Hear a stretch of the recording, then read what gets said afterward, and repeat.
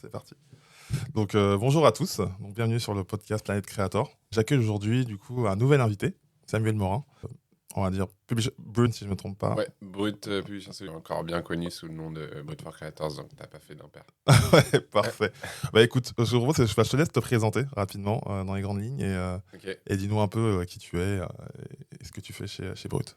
ok, bah, je m'appelle Samuel, je travaille chez Brut depuis 3 ans, j'ai 28 ans, et je gère du coup une BU qui s'appelle maintenant Brut Publishers, et qui avant s'appelait Brut for Creators, et qui en gros livre du service à des publishers, maintenant de différents types, mais toujours quand même dans le secteur de la creator economy. Donc soit on va aider des créateurs de contenu, soit aider des gens qui ont besoin d'une expertise pour le coup sur des créateurs de contenu, mais qui eux-mêmes sont pas des créateurs tels qu'on l'entend en tout cas aujourd'hui quoi.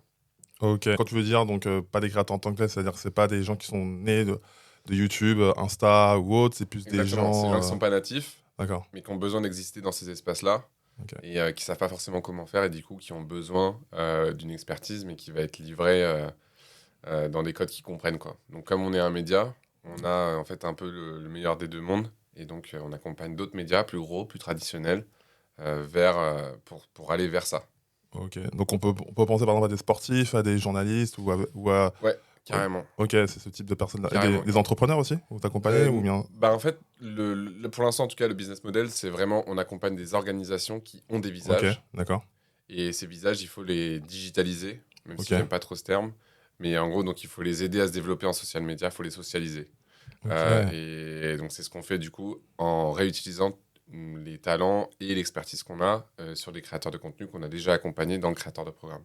Donc, on a ces ok. deux typologies en fait de clients, quoi. On a des créateurs, des youtubeurs et des orgas beaucoup plus grosses, des médias beaucoup plus gros qui ont des visages dont on essaie de faire des créateurs.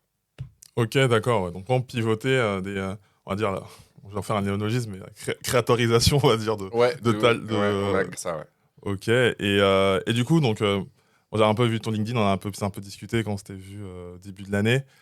Début, donc, tu étais data analyst et du coup, tu es passé après sur la partie créateur. Un peu comment s'est passé un peu tout ça? Je suis curieux. Ouais, ouais, c'est un shift pas évident. Alors en fait, ouais, je suis rentré chez Brut en tant que data analyst. À l'époque, c'était une toute petite équipe. Je crois que j'étais le deuxième. Enfin, je suis sûr, Ok, je te dis, je crois, mais j'étais le deuxième. Donc on était deux. Et on a fait beaucoup, beaucoup de choses. On a défriché beaucoup de sujets parce qu'il y avait des sujets en fait à la fois hard data, donc plutôt technique, d'engineering, etc., sur lesquels on avait besoin d'avancer et de se professionnaliser. Mais il y avait aussi des sujets juste de business analysis sur lesquels il fallait vraiment qu'on développe beaucoup de choses, beaucoup d'outils, mais aussi beaucoup d'études, beaucoup d'analyses et tout. Donc j'ai fait beaucoup, beaucoup de ça au début. ouais, Et en fait, assez rapidement, on a commencé avec l'équipe à manager du produit, data. On avait des scientists, on avait des ingénieurs. Et on a commencé à sortir des outils un peu pour les équipes éditoriales, pour le management, etc. Que ce soit des outils de reporting, mais aussi des outils de listening, etc. Enfin, pas mal de choses en fait, quand on y pense avec les moyens qu'on avait. Maintenant, c'est une grosse, grosse équipe ok. derrière la data. Genre, ils sont combien aujourd'hui, par Je crois exemple? qu'ils sont une quinzaine. Ah ouais, d'accord. Ouais, Donc, avec ouais, ça a monté vite, hein? ouais, Ok. avec une direction qui est au Comex de Brut. Enfin, Ok. c'est une belle équipe et un bon investissement de Brut. Super important d'avoir cette plateforme data pour nous. Mais donc, du coup, à l'époque, ça m'a pas mal permis de toucher à beaucoup de choses, de manager du produit, du coup, de comprendre comment tu gérais une roadmap produit et tout ça. Et aussi de faire beaucoup d'études d'opportunités, en fait, que ce soit sur différents marchés géographiques, mais aussi sur différents marchés plutôt tech. Et en fait, on arrive, du coup, à 6 mois après mon arrivée chez Brut, on arrive en juin. Il y a une très, très grosse levée de fonds qui marque un peu un tournant, quand même, qui est la levée de Jelly Ok, dans la ouais. creator economy. Et mais au même moment, tu as The Information, le média américain, Ouais. qui lance tout un secteur creator economy, newsletter. Enfin, tu sens que Ah, c'était c'est la ça. grosse hype qui montait à Ouais, ce c'est la moment-là. grosse hype. En gros, à ce moment-là, tu as la crypto, tu as, je sais pas moi, la delivery, Hmm. et puis tu as, la creator economy, quoi. Ouais, c'était pas ça. Ça Je me paraît souviens de cette loin. période-là, ouais, c'était Ouais, ça fou en fait. paraît loin. Les choses ont changé depuis, mais Ouais, bon, pour les depuis. 3 parties en plus. Ouais, pour les trois, de ouf. Exactement. Mais du coup, secteur qui était vraiment monté en puissance. Et par ailleurs, on commençait, nous, à vraiment maîtriser une stack en fait, technique de super créateurs pour Brut. Donc, Ok. tous les outils qu'on avait déjà commencé à développer, en fait, on se disait, mais tout ça, ça pourrait être grave utile à des créateurs individuels qui n'ont pas forcément les moyens de se payer 2 data analysts et 4 ingénieurs et Mm. des devs et tout pour développer des trucs. Et donc, en fait, c'est Guillaume, le CEO de Brut, qui a identifié vraiment l'opportunité, qui nous a mis dessus avec mon équipe en mode étude d'opportunité qu'on a faite. Et ensuite, on s'est rendu compte qu'il y avait sans doute une opportunité de monter un créateur programme pour Brut. Et puis après, bah, tu sais, en startup, ça s'organise souvent comme ça. Il faut un Ouais. lead. Du coup, toi, tu vas faire le proof of concept, puis on verra bien. Puis en fait, le proof of concept, il se passe plutôt super bien. Et puis 4 mois après, bah, il faut faire grandir le projet parce qu'il y a des objectifs à atteindre, il y a des investisseurs à convaincre, etc. Et du coup, c'est comme ça en fait, que ça s'est transformé petit à petit en un truc assez costaud, quoi. Ok, ouais, donc c'est vraiment de manière incrémentale, quoi. Au début, il y avait une opportunité, Super incrémental. et On est après, au sur, fur et à ouais. mesure, vous avez rajouté une couche après l'autre, et ça a devenu une équipe de 15, en fait, avec ses objectifs, son PNL, enfin, un truc comme ça, quoi. Bah, alors 15, c'est l'équipe data. Ah, pardon, l'équipe data, Moi, ouais. pour le coup, on a beaucoup, beaucoup grossi l'équipe. Maintenant, elle s'est réduite parce qu'on a, encore une fois, on a fait le pivot, on a compris aussi plein de choses. Au pic, on était 28 quand même dans le Creator Programme. Enfin, Waouh, sur la ok. partie Creators, Ok, j'avais 28 personnes en management, ouais. Sur 3 ok, continents, parce que du coup, Brut ok, est, d'accord. est sur plusieurs continents. On n'a pas rappelé ce que c'était Brut, je vais me faire taper sur les doigts. Bah oui, La Brut, c'est un média social, du coup, qui est en présence sur les réseaux sociaux avant tout, et qui cherche à livrer de l'information fact-check, etc., à toutes les jeunes générations du monde. C'est sa ok. mission, quoi. C'est vraiment être le média référent d'actu en particulier, mais aussi d'entertainment, etc., mais vraiment le média référent des jeunes générations en social. Et Ok. les gros marchés, c'est les US, l'Inde et la France. Euh, et donc, du coup, le créateur programme, on l'a monté sur ces 3 marchés-là. Et il y a eu un moment où j'avais vraiment des équipes dans les 3 marchés. Maintenant, Ok. j'ai qu'une équipe en France qui irrigue, mais à un moment, on était sur les 3 marchés. Et l'Inde, c'était un gros marché, enfin, du coup, parce que c'est vrai que dans le creator economy en Asie, enfin, depuis que je regarde un peu tous ces écosystèmes-là, c'est l'Inde, l'Indonésie, sur la partie social commerce, et après, il y a tout le reste de l'Asie de l'Est. Mhm. Du coup, est-ce que vous c'était choisi d'aller en Inde ou en fait il y a eu énormément d'opportunités qui sont venues de là et comment ça s'est passé? Bah, en fait, l'Inde est un marché qui a été développé d'abord par Brut en tant que média. Ok. C'est le deuxième marché de Brut média. Ok. Et ça, depuis très Deuxième. longtemps. Ok. Ouais, depuis, ça doit faire, je sais pas, ça doit faire 5 ans. Ça fait 7 ans que Brut existe. On vient Ok. de fêter notre anniversaire. Je crois que ça fait 5 ans qu'on est en Inde. Donc, c'est un très, très gros marché en termes, évidemment, d'utilisateurs. L'opportunité créateur, elle existe, elle est présente. En revanche, du coup, on va peut-être rentrer dans le business model qu'on avait, Mm. qu'on avait dans ce qui me concerne sur le créateur programme. Mais ça s'est avéré quand même compliqué de faire vivre et de scaler un créateur programme tel que nous, on l'avait imaginé, en tout cas en Inde, parce que on reposait, nous, sur la monétisation des contenus en programmatique.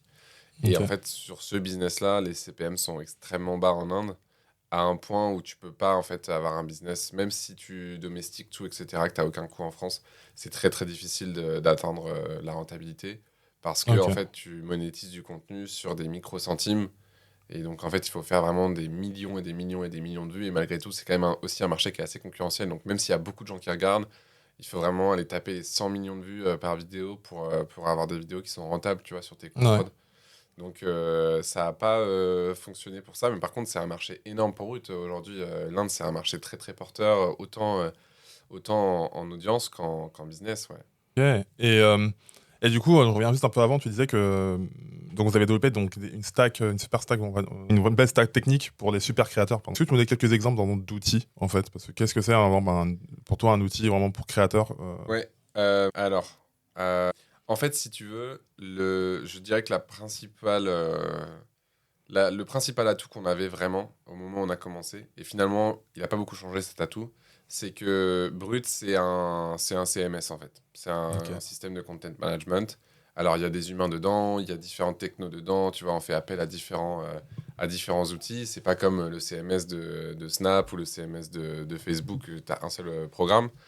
Mais du coup, cette stack technique, quand même, c'est un CMS. Et ça veut dire que tu peux produire beaucoup de choses pour beaucoup de réseaux très facilement. Donc là, peut-être, avant de te dire les outils en pratique, le service qu'on livrait, concrètement, enfin, au début en tout cas, c'était un service de syndication.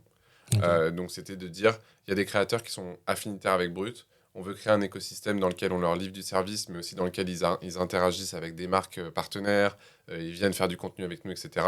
Donc on va commencer à prendre et à recruter en fait des créateurs partenaires. Et la porte d'entrée, ça va être la syndication. Ça veut dire qu'on va prendre leur contenu. Souvent, c'est des youtubeurs en vrai. Il y a quelques Ok. TikTokers, mais souvent, c'est des youtubeurs. TikTok ban en Inde, donc de toute façon, il n'y avait que des youtubeurs en Inde. On va prendre leur YouTube, on va le snacker, on va le verticaliser, on va le sous-titrer, etc.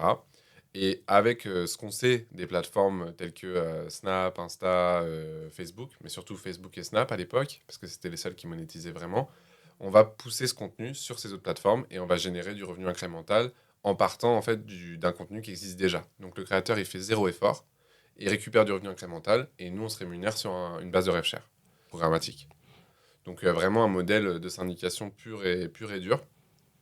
Et donc, dans le cadre de cette syndication, il y a plein de technos qu'on a pu utiliser. Il y a des technos qui permettent de spotter, par exemple, les vidéos les plus à potentiel, le plus virales dans ta librairie YouTube. Donc, tu vois, on va aller regarder ta librairie YouTube et on va dire, OK, bah, cette vidéo, sur Facebook, elle a un potentiel énorme, voilà son score.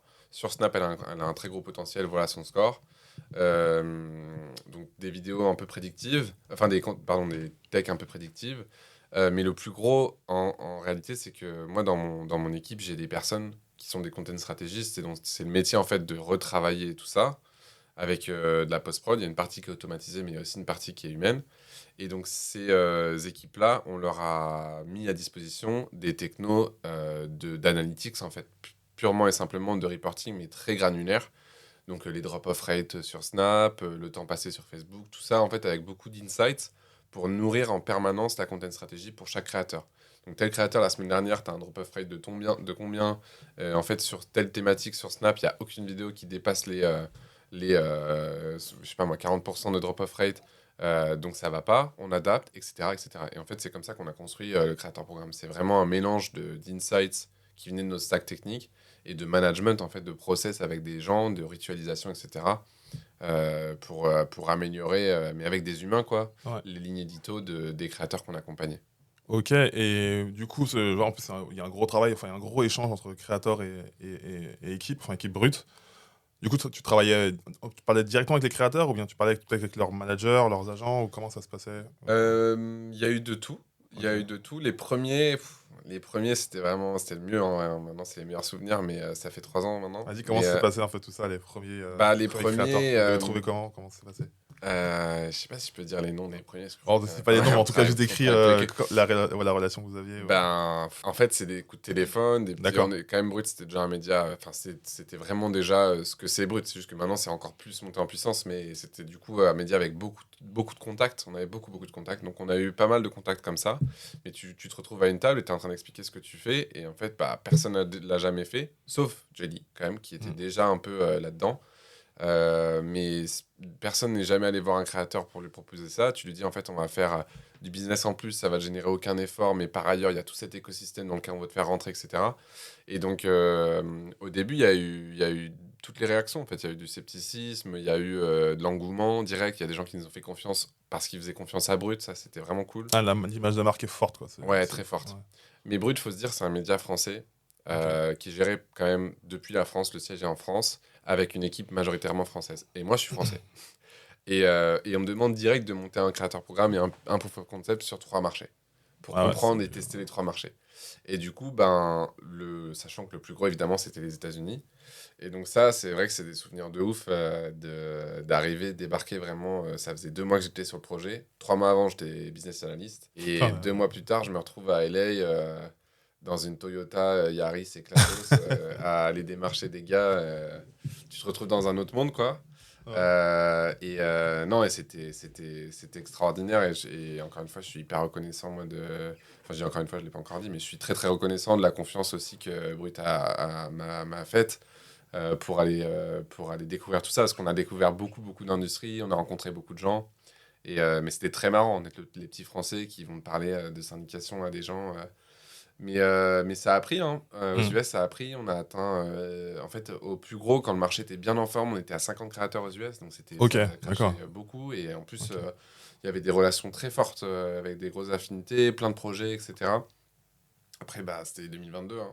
Donc, 2022 a eu lieu. Ouais. Et non, et après, on a forcément, On a pivoté, on a découvert d'autres business qui étaient peut-être plus stables. Ok. Mais la grande époque, c'était vraiment. Il y avait beaucoup de créateurs, quoi. C'était Et, vraiment cool. et du coup, quand tu étais aux États-Unis, genre, t'étais allé voir t'étais parti voir genre des médias. La Statue de la Liberté? Ouais, je suis allé voir. Ouais. Du coup, t'étais où? T'étais côte est, côte ouest? Ouais, J'imagine que c'était alors, côte ouais, ouest. c'est marrant, c'était encore le Covid, mais la fin. Ah, ok. Et du coup, pour rentrer aux US, t'étais obligé de passer 2 semaines en dehors de l'espace Schengen, parce que Trump, il avait ban. Ah, ok. Excuse-moi, je fais du bruit avec mes chaussures. T'inquiète. Trump, il avait ban les citoyens de l'espace Schengen. Du coup, j'avais fait 2 semaines à Mexico, puisqu'on a aussi des bureaux, enfin, on avait des bureaux à Ah, ouais. Mexico. Donc, j'avais fait 2 semaines dans les bureaux à Mexico, c'était énorme. Encore une fois, Ah, 2 mois ouais. avant, j'étais vraiment en train de faire des analyses sur Excel. Putain, ça a dû être fou, le changement de vie, quoi. Je veux dire, c'est quand Ouais, même ouais, dingue, hein. c'était. T'as dû te bousculer un peu dans. Ouais, bah, vraiment la promesse remplie de la vie en startup, quoi. Vraiment, Ouais. c'est tu fais, bah vas-y, fais-le, fais-le. Ça, c'est vraiment la mentalité de mon patron. Mhm. Et c'est un truc qui a quand même beaucoup contribué au succès de Brut, c'est vas-y, on le fait. Et Guillaume, objectivement, est vraiment comme ça. Et donc, du coup, bah, c'est comme ça que je suis arrivé, du coup, depuis le Mexique à LA. Je suis rentré aux US à LA, et ensuite j'ai fait New York, donc j'ai fait les deux Ok. côtes. Et je suis revenu après, j'ai fait plusieurs voyages, du coup, pour rencontrer des partenaires, après des agences, parce qu'on a des deals assez structurants avec des agences aussi là-bas. Donc, Tu travailles avec les grandes agences, type les CAA, les trucs comme ça. bah, Enfin, ces CA, ouais. calibres-là. Ouais. Ouais, c'est CA, le partenaire.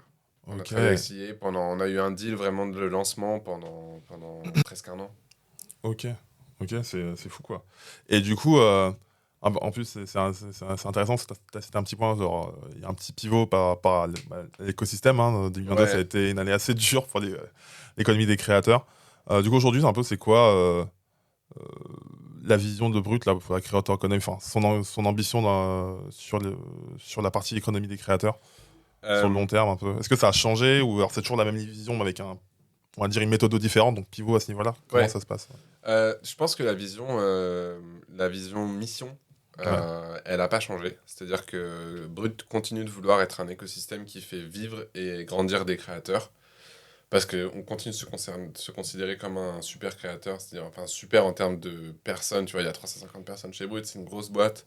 On fait beaucoup, beaucoup de vues, ça fait 1,5 milliard de vues par mois, etc.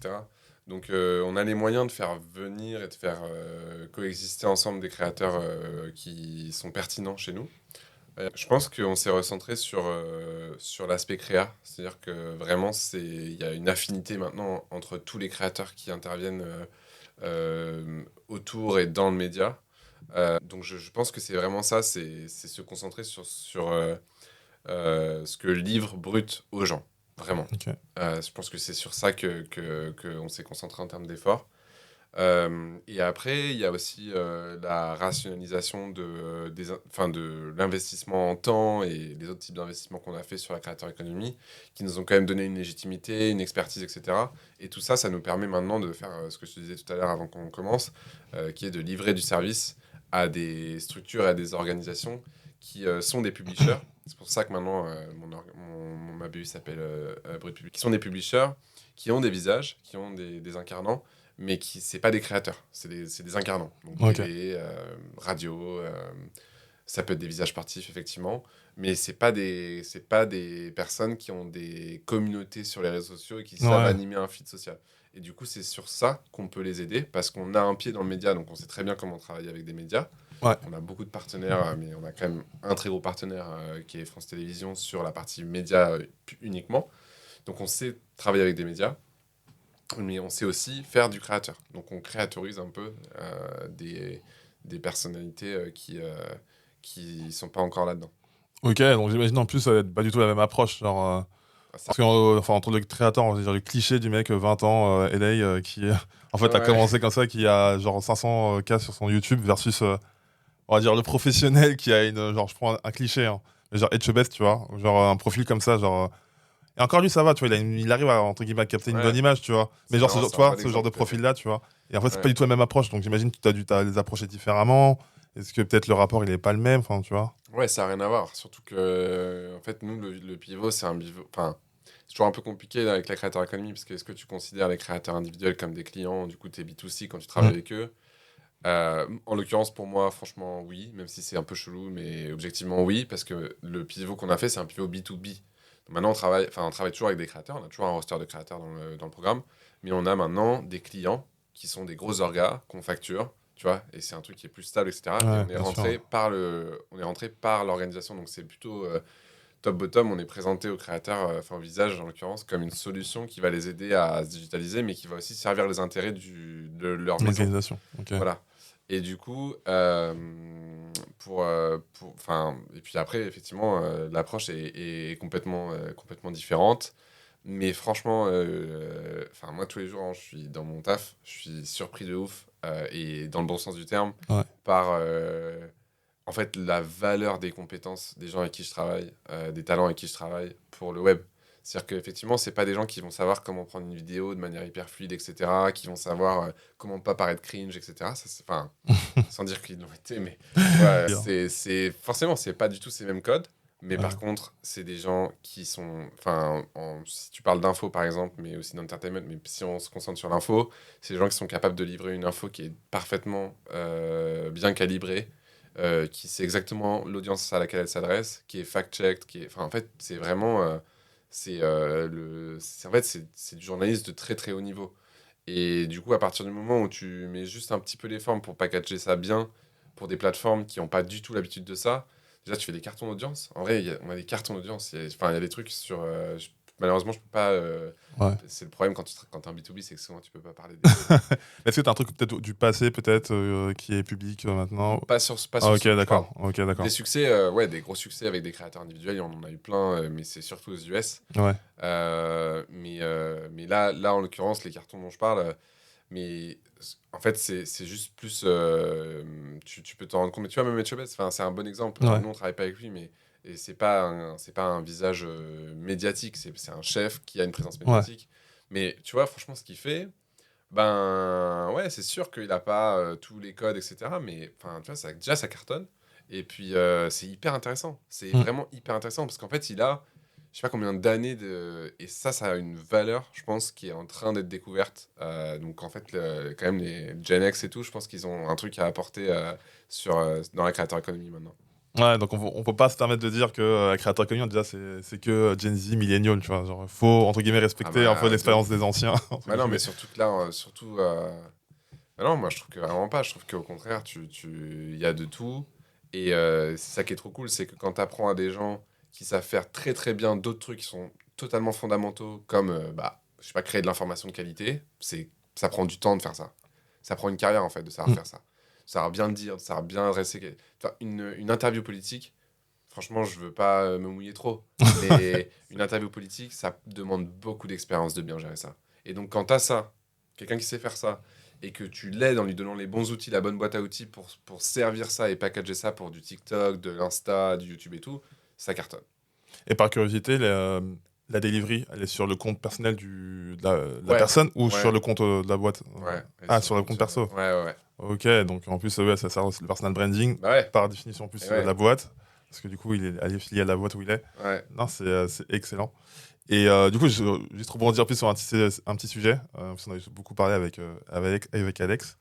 C'est le côté créateur versus influenceur. En plus, tu l'as Ouais, souligné un petit peu, tu vois, quand tu disais que du coup, tu as les profils experts, on va dire, tu vois, ouais. professionnels versus les créateurs.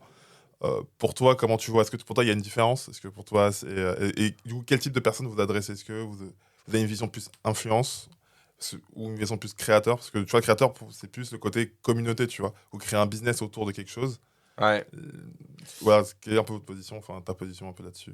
J'adore ta question parce que j'ai vraiment passé ouais, ça a animé beaucoup de mes conversations. Un peu moins maintenant, mais à l'époque, pas mal de conversations. Pour moi, il y a une différence fondamentale, Ok, mais j'ai un peu bougé sur la deuxième catégorie des influenceurs. ok, Mais pour moi, quand même, les créateurs, c'est des fabricants. Et, et donc, en l'occurrence, là, on parle de créateurs vidéo, et donc c'est des gens qui fabriquent de la vidéo. Mais un créateur, typiquement, si je prends Squeezie, c'est une personne, ça fait depuis qu'il a 15 ans qu'il fait de la vidéo, dans sa chambre, d'abord. Et puis il continue, il continue, il continue. C'est un fabricant, c'est un mec qui a masterisé la fabrication de contenu pour YouTube. Et avec Théo, son réal. Et donc c'est une équipe, quoi. Ces deux personnes-là, c'est des fabricants. Et le visage, c'est Lucas.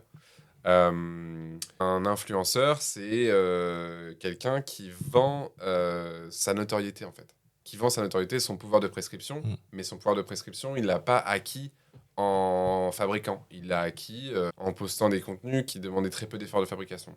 Voilà. Mais par contre, je trouve... Enfin, au début, j'étais assez sceptique, moi, des influenceurs. On travaillait vraiment... Parce que, en fait, quand on faisait de la syndication, on syndiquait du contenu vidéo. Donc, on devait travailler avec des gens qui avaient du contenu vidéo. Donc, par défaut, on a exclu les influenceurs. Mais en fait, maintenant, je trouve que la distinction, je continue de la faire. Mais je trouve que les deux peuvent... Enfin, les deux sont intéressants sur Internet et sur les réseaux. Les deux peuvent avoir des... Et surtout, en fait, quand tu parles juste en termes business, l'influence, et pour le coup, les influenceurs, et de toute taille, mais y compris les micro-influenceurs, c'est devenu un truc, je pense, central dans toutes les agences de marketing du monde, tu vois. Donc, c'est aussi un... C'est aussi un business qui... Enfin, tu vois, il y a un truc qui est reliable, en fait. C'est-à-dire que c'est des gens qui savent convertir, qui savent engager, qui savent... Donc, ils savent quand même faire quelque chose. Parce que moi, avant, j'avais pas trop cette vision-là. Donc, voilà. Mais je fais bien la distinction. Pour moi, c'est deux types d'acteurs qui sont présents sur le web. Ils font des choses qui sont très différentes. Il y en a qui racontent des histoires et qui fabriquent des vidéos. Il y en a d'autres qui, encore une fois, mettent en scène un peu leur vie sans fabriquer forcément beaucoup et qui ensuite monétisent leur notoriété. Et du coup, vous soulignez un peu enfin, par le passé, aujourd'hui, avec les marques que avec lesquelles vous travaillez, ces subtilités entre les deux. Parce que je pense qu'en tant que marque, en fait, je pense que tu veux avant tout avoir quelqu'un qui... En fait, tu veux deux choses, je pense. Que avoir un maximum de traction, on va dire, d'attention pour ta marque. Tu veux pas non plus avoir un risque sur ta marque. On va prendre quelqu'un en fait qui va la casser parce qu'il n'a pas les bonnes images. Ouais. Et en fait, c'est compliqué parce que avant, on va dire, on prenait des influenceurs. Après, les influenceurs, on a vu un peu en mode, tu sais, cette télé-réalité aussi qui a joué. Ouais. Ils ont pris un coup dans le dos quand même. Et aujourd'hui, en fait, bah, tu vois, il y a des. Ce que disait Alex, c'est que en gros, bah, les influenceurs se rebrandent créateurs et du coup. C'est un peu le flou, tu vois, je pense, pour une marque, en fait. Quand tu connais pas trop de sujets, t'es un peu dans le flou. Donc, vous, comment vous faites enfin, même toi, hein, tu leur expliques vraiment la subtilité des deux. Ou au contraire, bah, pour eux, c'est pareil. Donc, il n'y a pas vraiment de sujet. Et les deux délivrent la même chose. Alors, moi, je dirais que ça dépend en fait de à quel niveau du funnel tu travailles avec la marque. Ok. Brut, le plus gros pourvoyeur de business pour nous, c'est le branding content. Et donc, le branding content, ouais, c'est du contenu qu'on fabrique et qu'on héberge pour les marques. Donc, typiquement, je sais pas, on va faire une campagne avec Spotify. Enfin, d'ailleurs, Spotify, c'est plus qu'une campagne. Toutes les semaines, on va sortir un contenu sur le feed de Brut, ok, sur Insta, sur TikTok et tout, qui va être un contenu musical avec un logo Spotify, et c'est de la publicité, quoi. C'est comme ça qu'on se... Parce que Brut, c'est un média gratuit et indépendant, donc c'est comme ça qu'on se finance, du coup. Enfin, c'est en tout cas la plus grosse source de business. Et ça, du coup, en fait, on a essayé plusieurs trucs, mais là, maintenant, ce qui est vraiment consolidé, là où c'est mature, l'offre, c'est le haut de funnel. Donc, c'est la notoriété, voilà, c'est l'image de marque. Brut, c'est une marque qui est très, très, comment dire, qui est très populaire, qui a un pouvoir de prescription qui est important. Donc, nous, on vient nous voir, c'est souvent des marques assez puissantes qui viennent nous voir pour travailler travailler et profiter de ce pouvoir de prescription. Et faire, du coup, de la notoriété, du haut de funnel. Après, on a une nouvelle offre maintenant qui s'appelle Brutshop. Et cette offre, elle travaille plutôt sur le bas de funnel. Donc, on fait du live streaming shopping, on fait des lives, etc. Ok. Et avec des marques. Et ça, pour le coup, tu as besoin de gens qui sont capables de convertir. Et la conversion, c'est pas du tout pareil que de raconter une histoire. Donc, en fait, quand tu fais de la notoriété, tu as besoin de créateurs, je trouve. Tu peux avoir des influenceurs, hein, mais c'est cool d'avoir des créateurs parce qu'ils apportent quelque chose, souvent une patte, etc. Et donc, on fait beaucoup ça. Mais en fait aussi, quand on le fait pas, bah, Brut, c'est le créateur, tu vois, un peu. Et après, sur le bas de funnel, par contre, on fait venir des créateurs quand on peut, ou quand ça fait sens, ou des influenceurs quand on peut et quand ça fait sens. Ok. Et là, pour le coup, donc, tu vois, c'est plus comme Ok. ça en fait qu'on fait la distinction. Donc, quand une marque vient nous voir avec un besoin, je dirais que c'est comme ça qu'on fait la distinction et qu'on aiguille en fait vers un type ou un autre. Ok. Et Après, juste un truc, ouais, excuse-moi. vas-y. Il y a quand même une grosse diff, c'est que les créateurs sont quasiment tous influenceurs. Oui, Tu vois. c'est ça le truc. Ouais. Squeezie, ben, si vous voulez, demain il arrête les vidéos, il est influenceur, il est millionnaire jusqu'à la fin de sa vie, tu vois. En Ouais. tout cas, s'il se démerde bien. Ouais. Lena, je sais pas combien le pourcentage de son revenu qui vient de l'influence et des deals d'influence, mais je pense que c'est considérable. Ça veut pas dire que c'est pas une créatrice de talent, tu vois, mais c'est une créatrice qui sort des vidéos en août, en Hmm. gros, tu vois. Après, Donc elle est créatrice ouais. et elle est influenceuse.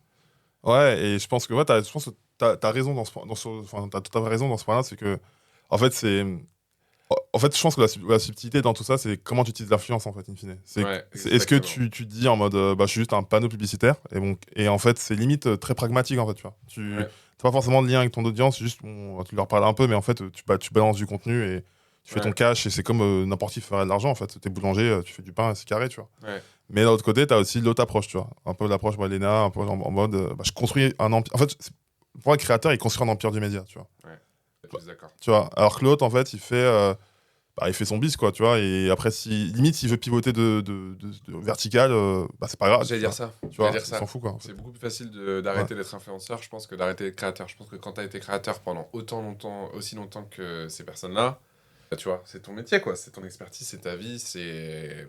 Tu vois. En plus, c'est lié un peu à toi, en fait, enfin, limite à ton soi, en fait, parce que, tu Ouais, vois, Silena, enfin, je veux dire, elle a fait, enfin, je veux pas parler à sa place, tu vois, mais elle a fait énormément d'années sur son sujet pour dire, bah, vas-y, je change. ah C'est ouais. bizarre, tu vois. En fait, ça serait lié, c'est lié quand même à ça. C'est comme les sportifs, en fait, tu vois, Ouais, qui se ouais, reconvertissent, en fait. exactement. C'est super Exactement. dur pour eux, tu vois. Exactement. C'est toujours eu, alors, par exemple, ils se reconvertissent dans le consulting sportif à la télé, mais en fait, ça reste toujours dans le même domaine, tu vois. Ouais. C'est toujours lié à ce que tu fais. Et ok, et du coup, tu nous as un peu expliqué la partie syndication, ce que vous faites un peu aujourd'hui. Donc, est-ce que tu peux nous expliquer aussi pour les auditeurs qui ne savent pas un peu ce que c'est, comment ça se passe du début à la fin? Pas forcément dans les détails ultra confidentiels, c'est pas le but, mais Ouais. vraiment pour comprendre un peu, tu vois, et un peu comment vous pilotez ça, comment vous suivez un peu la performance de ça. Ouais. Ouais.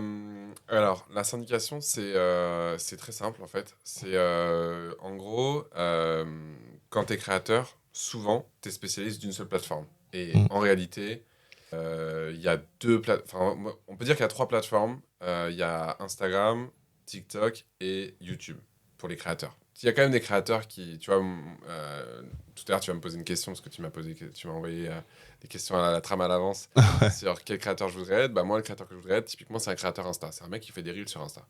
Il y a des créateurs qui sont des créateurs TikTok, qui leur grosse audience est sur TikTok, c'est vraiment le format qu'ils maîtrisent. Et puis il y a des créateurs qui maîtrisent YouTube. Et donc, quand tu maîtrises cette plateforme, on va prendre YouTube, tu as une librairie sur cette plateforme. Et donc, nous, ce qu'on fait avec la syndication, c'est qu'on va piocher dans cette librairie des contenus 16-9, donc des contenus horizontaux d'une trentaine de minutes chacun, et on va adapter ces contenus pour d'autres plateformes, sur d'autres codes, sur d'autres audiences, etc., qui monétisent en plus différemment. Et donc, en fait, dans toutes les étapes de ce que je viens de dire, il y a de la tech et une expertise. Donc déjà, on va éditer le contenu, on va le verticaliser, donc ça veut dire qu'on va le découper, on va le sous-titrer, parce que YouTube, c'est pas une plateforme où les gens regardent sans le son, mais par contre, Facebook, c'est de l'autoplay et c'est beaucoup sans le son, Insta pareil, et Snap pareil. Donc on va sous-titrer du coup les contenus, on va créer des pages potentiellement, on va les faire grossir, on va faire des campagnes de paid, etc. Avec tout ça, avec de la tech du coup pour nourrir enfin tu vois, pour avoir des insights qui nourrissent à chaque fois les média traders, les gens qui font la stratégie Ok. d'acquisition d'audience. Et puis on va monétiser ton contenu. Et quand on va monétiser le contenu, là on va commencer à traquer des choses vraiment précises sur à la fois les volumes, tu vois, les métriques de volume, donc les minutes vues en l'occurrence sur Facebook, mais en gros les vues, Ouais. peu importe comment on regarde ça, les vues monétisées. Donc ça veut dire du coup à quel point tu as du reach, tu touches des gens, mais aussi à quel point les gens restent longtemps, parce que tu monétises des vues à partir d'une minute Ok. sur les réseaux. Donc il faut que les gens non seulement soient nombreux, mais en plus restent. Et après, et c'est très important, tu as la qualité en fait de la vue en termes de rémunération, de monétisation. Et ça, toutes les vues ne se valent pas, tous les contenus ne se valent pas. Et du coup, selon les thématiques, selon les angles, selon le créateur, etc., selon l'audience en fait qui va être touchée, et selon les marques qui vont vouloir publier sur ces audiences, et ben le CPM il va être complètement différent. CPM, ça veut dire coût par vue en fait. Enfin, c'est le coût par 1000 vues. Ok. Et juste un petit détail là-dessus, du coup, avant de se poursuivre. sur la partie du CPM, c'est quoi un peu la différence? C'est-à-dire, plus on est niche, plus c'est cher, ou enfin, plus le coût est élevé, ou alors au contraire, où il y a des secteurs qui sont entre guillemets incontestables, ou comment ça se passe? Ouais, il y a des secteurs incontestables, notamment les secteurs qui sont vraiment très proches. Tu vois, si t'es un créateur qui fait des reviews, par exemple, d'objets tech, Ouais. ça, c'est des secteurs avec des gros CPM, parce qu'en fait, tu cibles des audiences qui regardent ça, tu sais que tu cibles des audiences qui achètent des objets, tu vois, des tech devices ou des trucs comme ça. Donc, typiquement, il y a des niches qui fonctionnent. Après, moi, j'ai tout vu. Franchement, je te le dis, j'ai tout vu. Ok. Et surtout, enfin, ça dépend des plateformes, mais de manière générale, la monétisation du contenu sur Internet, c'est un business qui est extrêmement contingent, qui bouge très très vite et qui est très sensible au reste de l'économie. Donc, il s'est passé quand même un truc en 2022. On est vite passé à autre chose, mais Hmm. enfin, il y a quand même eu un bear market. Il y a eu un petit coup de stress quand même à la bourse en avril. Et après ça, entre ça et le moment, il y a eu l'été. Après, on a remonté les taux en septembre. En fait, enfin, les publishers marketing, ils ont complètement fermé le robinet, tu vois. Donc, tout ce qui est ad spend, en plus, il y a beaucoup de choses qui se passent sur les réseaux. C'est la fin du cookie. En Europe, c'est la RGPD. Enfin, du coup, il y a en fait tout un business qui est en train de se reconstruire. Et donc, ça a beaucoup impacté les CPM. Mais cross-industrie, hein, tout le monde a été Mhm. impacté. Du coup, c'est vrai que ce business-là, il a été impacté par ça. Ça joue aussi sur le pivot, tu vois. C'est tout un ensemble, en fait. Du coup, je vais te laisser continuer parce que je crois que je t'ai interrompu sur la partie CPM. Donc, en gros, tu en étais à analyser un peu la partie perf. Et Ah ouais, les ouais, perfs. ouais, Bah non, mais en fait, j'allais finir. Je t'ai dit, donc il y a la partie quanti, ouais. les vues, les volumes de vues, etc. Et puis il y a la partie, entre guillemets, quali. Ok, d'accord. Et là, c'est vraiment purement monétisation. C'est quoi son CPM? C'est quoi son RPM? Parce que en fait, CPM, c'est enfin, combien va être le bid, en gros, sur ce créateur, sur cet inventaire-là. Mais après, tu as le RPM. Et le RPM, ça dépend évidemment du CPM, mais ça dépend aussi donc le RPM, c'est revenu per mille. Pardon, je parle vraiment comme un mec de startup qui pense que tout le monde comprend. Mais donc le RPM, ça dépend aussi de à quel point tu as réussi à vendre ton inventaire, en fait, le remplissage, le taux de remplissage. Et donc ça dépend de la plateforme, ça dépend aussi de ta niche, ça dépend de plein de trucs. Et donc ça, franchement, je le dis sans rougir, ça a pris 3 ans, en fait, de commencer à maîtriser vraiment avec une stack technique ces outils-là. Et maintenant, on est mûr, on est mature. Mais ça prend beaucoup de temps et en plus, c'est très contingent et c'est third party. Ça veut dire que c'est pas first party. Tu dépends toujours du système de quelqu'un d'autre, d'une autre plateforme. Donc, si Meta demain change sa plateforme, et ils l'ont fait plusieurs fois, bah faut t'adapter, faut changer, etc. Si le marché change, que d'un coup il y a plus de cookies, mais même des trucs encore plus importants, que tu peux plus géolocaliser les contenus parce que c'est interdit par la Commission européenne, par exemple, bah, ton business, il peut changer complètement, en fait. Donc, tous ces business, en fait, qui livrent du service à des créateurs en se rémunérant sur le revenu incrémental qu'ils vont générer avec eux sur Internet, ils sont tous très contingents. Ça peut bouger très, très vite. C'est une des raisons peut-être pour lesquelles vous avez pivoté un peu 100 000%. parce que c'était trop risqué, trop Parce que c'était compliqué. trop. En fait, le truc, c'est que pareil, en plus, t'es sur du média, tu Ouais. fais du média, tu développes du produit, tu manages du produit. Mais quand tu fais du média, c'est des gens quand même. Tu vois, il y a de la Mm. tech, il y a de l'automatisation, etc. Et là, maintenant, en plus, depuis un an, enfin, c'est hallucinant. Mm. En média, en vidéo, en image et tout ce qui arrive avec l'IA, c'est un truc de ouf. Mais ça fait un an. Moi, ça fait 3 ans que je fais ça. Donc, avant, il y a un an, t'étais obligé de passer par de l'humain, par des équipes hyper bien organisées, avec beaucoup d'automation dans les allers-retours, Mm. etc. Mais quand même, t'as des gens qui remontent les vidéos et des monteurs qui vraiment fabriquent, en Mm. fait, c'est-à-dire découpent, Ouais, mettent c'est à les la main, quoi. images. C'est Ouais. vraiment C'est, c'est c'est... l'être humain qui fait le taf, quoi. C'est Il n'y pas a la machine. aucune boîte qui le fait Ok. automatiquement. En tout Ok. cas, il n'y Ah, avait d'accord. aucune boîte jusqu'à... Je pense que maintenant, il y a des gens qui essayent. Ok. Mais à l'époque, c'était vraiment impossible. Et donc, et du coup, ça, c'est beaucoup de coûts. C'est des coûts Mm. fixes en plus. C'est pas des coûts relatifs, tu vois. Tu peux Ouais, pas. ouais. T'es obligé quand même surtout quand. Enfin, et c'est une très bonne chose, mais quand tu es en France, que tu as une équipe en France, tu es obligé de savoir combien tu vas gagner le mois prochain. Tu vois, tu Ouais, peux bah oui, pas, en fait. oui, c'est pas. Et donc, on arrivait à un moment où, bah, franchement, sans dévoiler de secret de fabrication, c'était un carton énorme. Ok. Parce que c'était un très très bon business, je pense. Mais 2022 est arrivé et je pense qu'on arrive quand même à la fin d'un monde sur les cookies et du coup sur la monétisation du contenu en ligne. Et tu vois que TikTok, tu vois, ils ont ouvert soi-disant la monétisation, mais c'est toujours très très compliqué de monétiser du contenu sur TikTok, c'est très inégal et tout. C'est pas pour rien. C'est pas pour Mhm. rien. Donc je pense que voilà, on s'est rendu compte de ça nous l'année dernière. Et du coup, ça fait partie du pivot. Maintenant, on a toujours des créateurs et ça continue de générer de l'argent. Mais c'est sûr que quand tu as une partie de ton business et de ton PNL qui est remplie par des factures de clients qui sont des grosses boîtes, tu sais qu'elles vont payer, t'es plus dans le même. Ouais, C'est plus le même endroit en fait. ouais, parce que déjà, je pense même pour vous, en termes d'approche sales, en fait, c'est plus pareil, quoi. Tu vois, on va dire, tu passes du one-to-one à la version un peu B2B, Alors en plus, l'approche ouais, B2B corpo, tu vois, limite, tu vois, où tu dois un peu les convaincre avec une expertise ouais, créateur qui les rassure, quoi, tu vois. ouais. Parce que ça va être archi chaud. Et du coup, ça, vous le déployez que en France ou c'est aussi aux États-Unis, vous parlez un peu avec des corpos, enfin, vous avez une ambition, du coup, peut-être d'aller dans Euh, d'autres zones ou. Ouais, l'ambition, elle Ouais, est grave présente. ok. Après, là, ce qu'on essaie de faire, ça fait pas si longtemps qu'on fait ça, et on Ouais, commence à avoir des beaux succès, mais ça demande, pour le coup, là, t'es sur du tailor-made, donc c'est vraiment, c'est boutique, et donc il faut faut livrer un service de très très bonne qualité. Moi, la stack technique, tous les produits qu'on a développés, etc., ils me servent tous les jours, ils servent tous les jours à mon équipe, tu vois. Mm. Mais ça n'empêche pas que c'est des humains qui fabriquent pour d'autres humains. Et donc ça, bah, c'est des coûts importants, etc. Et c'est des risques, en fait. Si tu commences à disperser trop l'équipe et tout, Ouais, tu prends des risques. Donc moi, ce que je veux, c'est vraiment des très gros succès, là, sur ce qu'on fait, et sur le test qu'on fait. Et après, aller voir d'autres gens, en fait, avec ça dans notre mallette, tu vois.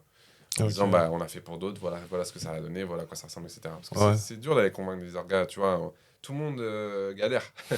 C'est pas, tu vois, tout le monde est concerné, et en particulier les médias, les organisations qui ont des visages, qui ont des incarnants, et puis social media, c'est souvent le parent pauvre en plus quand tu parles avec C'est des ce que télés, j'allais dire, avec c'est des... souvent, c'est souvent les budgets qui sont cut quand il y a des. Ah ouais, ouais, Ou ouais. ils négocient à balle parce qu'ils savent très bien que.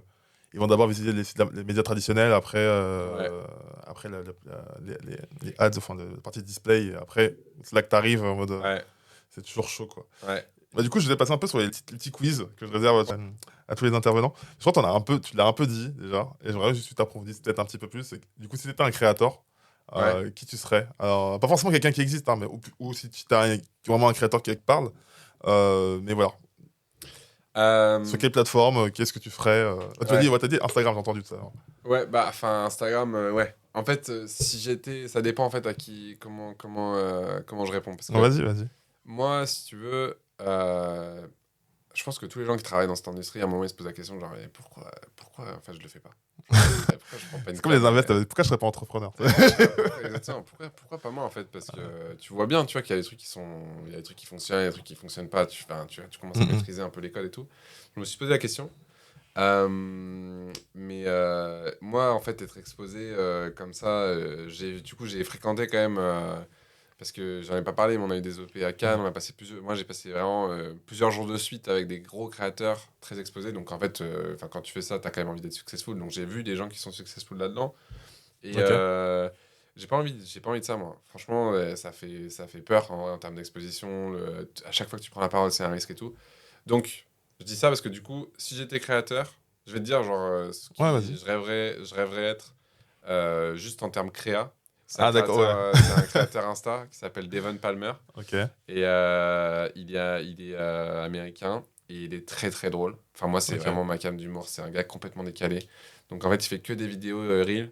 Après, il est sur TikTok et tout, mais c'est de la syndic pour le Ouais. coup, tu vois, typiquement. Mais enfin, je pourrais pas te l'expliquer. Mais va Ok. voir Devon Palmer. C'est un Noté, noté. créateur vraiment. En tout cas, moi, c'est vraiment ma cam. Et après, bah, franchement, si je te parle juste en termes business, du coup, est-ce que le trade-off il est Ouais. positif pour moi? Moi, j'avoue, je trouve qu'il n'y a pas besoin d'aller de l'autre côté de l'Atlantique. Franchement, je trouve que Squeezie, c'est un succès de ouf. Mm. Déjà, la personne, moi, je la connais, c'est un bon gars. Mm. C'est vraiment une bonne personne. Il est resté autant que possible, en tout cas, proche je pense qu'il était au début. Et il a mon âge, tu vois. Donc, Ok. voilà. Et juste le succès, c'est un truc de ouf, quoi. Enfin, franchement, c'est un truc de fou. Déjà, il a créé cet empire dont tu parlais, là. Mm. Donc, je trouve ça vraiment impressionnant. Il y a Bump, et puis maintenant, il y a le GP. Et le GP, c'est vraiment Ouais, un c'est fou tueur de ça. records, tu vois, internationaux, que ce soit en live, tu vois, la consommation, les gens qui se déplacent. C'est un Parc des Princes rempli chaque année. Enfin, l'équivalent, tu vois, un peu Ouais, si, de... c'est ouf, hein, ce modèle, c'est un peu l'équivalent F1 je crois que c'est Sign Match Charity, ou un truc comme ça, là, Mhm, c'est le mhm. match de foot. Ouais, Et ouais. en fait, je trouve que ça ouvre un excellent pan, parce qu'au final, déjà, ça ouvre le fait que, bah, en fait, pour moi, c'est un peu comme les chanteurs qui deviennent acteurs, tu vois. C'est un peu le même principe, dans le sens où tu trouves quand même un autre, alors t'es pas professionnel à fond, mais Ouais, ouais, ouais. ton audience a une autre partie de toi, en fait, tu vois. Et en Ouais, fait, ça passe quand même, tu vois. C'est pas forcément bloquant, tu vois. ouais, enfin, je suis d'accord, mais moi, j'avoue, ce que je trouve, en fait, c'est que le gars, il y a 10 ans, il se faisait mal parler par Thierry Ardisson à la télé, et personne n'y croyait, en fait. Et moi, enfin, sincèrement, j'en vois tous les jours, des gens qui sont de l'autre côté maintenant, tu vois, Ouais, qui à l'époque étaient du bon côté, quoi. Donc, d'accord. enfin, ce que je veux dire, c'est que il a retourné le game en fait. Ok. Franchement, et les créateurs, en fait, je parle de Squeezie parce que pour moi, en France, c'est le symbole de ce qu'ils sont devenus. C'est des entertainers en fait, avec un pouvoir énorme. C'est-à-dire que c'est des gens qui sont pas seulement forts sur YouTube, ils sont capables de faire venir des gens, des gamins qui prennent le train, qui payent Hmm. leur billet de train, qui tannent leurs parents pour les emmener et tout, qui vont se taper parfois sous la pluie un événement de Formule 4 parce qu'ils sont fans. Du gars, ouais. Le gars, il a un pouvoir de transformation c'est fou. Et donc de ça à MrBeast qui remplit des malls pour Ouais. acheter C'est burger, ses burgers ou ses tablettes de chocolat, je suis moins porté évidemment sur le projet parce que c'est uniquement mercantile alors que le GP, il y a un truc sportif et tout, c'est différent. ouais. Mais voilà, je trouve que Moi, j'adore cette période pour ça, tu vois. On est dans une époque où il y a quand même des gars qui ont prouvé que le curseur était plus au même endroit sur ce qui est hype, tu vois. Et ça, c'est ça que je trouve. En fait, c'est un peu genre moi, ça me fait penser au rap US dans les années 90, tu Un vois. peu. Genre, tu sais, Franchement, les c'est P. de la Diddy, musique. Ouais, les ouais, ouais. Jay-Z, tu vois. Qui faisaient un peu, genre, tu construis un empire. En fait, derrière, le rap, en fait, ça se trouve pour faire un empire derrière. Et en fait, c'était trop limité en fait, au rap, tu vois. Parce qu'en fait, enfin, la musique, tu vois, le rap et tout, tu vois. Ouais, En dehors, c'était compliqué de sortir du lot, tu vois. Et encore ouais, plus quand t'étais un gamer ou un YouTuber et tout. Et en fait, c'est là, en fait, je trouve que la partie du créateur, elle est forte. C'est que du coup, tu vois, tu peux partir d'un média et en fait, derrière, monter, en fait, avoir une vision très grande, l'accomplir et du coup, par extension, du coup, ne pas avoir honte d'en parler. Parce que je pense que, tu vois, quand t'es youtubeur au ouais. début, t'as du mal à dire, genre, ouais, je veux venir, je veux en aller à là. Les gens vont toujours te regarder bizarre, en fait. Ils vont Ah dire, ouais, mais non, surtout que mais. c'est des gars, que ce soit encore une fois Squeezie ou. Maintenant, on se rend plus trop compte parce que c'est devenu. Les gars, c'est devenu un. C'est un footballeur limite en termes de. Ouais, Mais tu vois, enfin, que ce soit Jimmy, MrBeast ou Lucas, c'est quand même des gars, à la base, c'est des massive nerds, tu vois. Mm, mm. C'est des mecs dans leur chambre qui font du jeu vidéo. Et maintenant, c'est des gens qui font la traîne. Et donc, sans dire, enfin, moi, je suis pas en adoration du tout devant eux, mais c'est juste que je trouve que c'est exactement ce que tu dis, en fait. Il y a un truc d'assumer ce qu'ils sont jusqu'au bout. Et en fait, bah, typiquement, sur la télé, sa relation avec la télé, moi, j'irai jamais sur la télé. Et en fait, bah, il a amené, enfin, maintenant, il fait du live, et il fait des événements en live qui sont plus vus que, Oui, qu'à la télé, quoi. donc c'est un truc, c'est quand même fou, tu vois. Après, Ouais. c'est pas tout à fait vrai encore qu'il fait des événements qui sont plus vus qu'à la télé. Parce que la télé, c'est Ah, ça, vraiment des millions et des millions de gens qui regardent. ah, mais après, la télé, c'est une institution, quoi. Je veux dire, tu vois, C'est une là, tu te combats quand institution. même quelque chose, hein. Ouais, et je pense qu'elle est quand même en train de péricliter, Ouais. mais très, très, très lentement. Et donc, encore pour Et ça, c'est les audiences et c'est du quanti. Mais franchement, en termes qualitatifs, où est le curseur de ce qui est hot, tu vois, aujourd'hui? Les créateurs, c'est ouf. Le retournement qui s'est opéré, c'est ouf. Maintenant, c'est vraiment, effectivement, comme tu disais, c'est la musique dans les Ouais, années 90. c'est ça. C'est totalement inversé, quoi. Et aujourd'hui, du coup, si tu devais monter un business donc, dans la créateur économique, qu'est-ce que tu ferais? Parce qu'aujourd'hui, donc là, t'es bien à brut et tout, mais si tu devais, je sais pas, on change de vie et tu étais et on te donne du cash et tu dois monter un truc, qu'est-ce que tu fais? Bah déjà, c'est une bonne question. Enfin, tu viens de dire un truc important, c'est si c'est le cash. C'est que... non, mais Ah, tu m'aurais du coup, ouais, posé c'est la bien. Bah, question. partons des deux cas de figure. Si t'as pas de cash, parce qu'en fait, c'est vrai que ça peut aussi induire en erreur. Tu vas dire, Exactement. ah, allez, je fais une boîte, je fais une startup, je la lève des fonds, ou pas. Donc, Bah, si tu me donnes pas de cash, ouais. aujourd'hui, il n'y a pas grand-chose que j'imagine où tu peux vraiment tout bootstrapper de zéro. Il y a des trucs, Mm. mais c'est quand même limité. Et c'est marrant parce que tu m'aurais dit il y a 1 an et demi, tu m'aurais posé la question, ça avait rien à voir, tu vois. Le Mm. marché, il avait rien à voir. Le marché d'accès au C'est financement vrai. dans la creator economy n'avait rien à voir. Aujourd'hui, c'est très compliqué d'accéder à du financement. Maintenant, moi, j'ai vraiment une conviction sur les créateurs, c'est leur capacité à convertir. Et j'ai une autre conviction, c'est qu'ils ne peuvent pas convertir sur NIMP non plus. Et donc, je trouve qu'il y a beaucoup de services qui se sont développés et qui, bah, malheureusement, il y a beaucoup de boîtes qui galèrent, tu vois, dans la créateur économie. Tu vois, Patreon, par Mm. exemple, c'est déjà des gros succès, des grosses valos et tout, mais Patreon, c'est pas très en forme. Parce qu'en fait, quand tu proposes juste un espace où tu vas pouvoir étendre et augmenter la relation entre un créateur et sa communauté de fans, bah, faut avoir des trucs vraiment lourds à leur vendre aux fans pour qu'ils dépensent de Mm. l'argent. Mm. Surtout dans un moment où il y a 15% d'inflation, où je connais personne qui est pas, tu vois, impacté par le fait qu'il faut serrer la ceinture. Donc, et le truc qui me convainc, c'est justement, on a parlé tout à l'heure d'Ariel, qui augmente et qui fait du coup, enfin, lui, en gros, il accompagne des super créateurs qui vendent du knowledge, qui vendent de la compétence et de la connaissance. Et lui, en plus, il organise le truc, il en fait un cours et tout. Ça a beaucoup de valeur. Donc moi, si je devais monter un business, et je pense que ce serait un bon business, mais il faut du cash. Et je pense qu'aujourd'hui, du cash, c'est très compliqué d'en avoir. Ce serait un business dans les masterclass, dans le domaine de la knowledge economy, qui aujourd'hui est dominé par des marketplaces comme je sais pas, Open Classroom ou Quand tu parles de, je euh, pense à Udemy et compagnie. ouais, Udemy, Ouais. exactement, je pensais à eux, qui sont, je crois, c'est les leaders d'un côté. C'est catastrophique la qualité du contenu dessus, tu vois, enfin surtout Ah ouais, mais j'ai déjà fait des courses. c'est des cours vidéo en plus, c'est des cours vidéo, tu vois, t'as des cours vidéo, t'as des mecs qui vendent des cours, mais c'est catastrophique la qualité de l'image, alors qu'aujourd'hui, tu es dans un moment, en plus, non seulement en termes d'accès au matériel, mais surtout d'amélioration d'image par l'IA, qui fait que tu peux vraiment faire beaucoup mieux.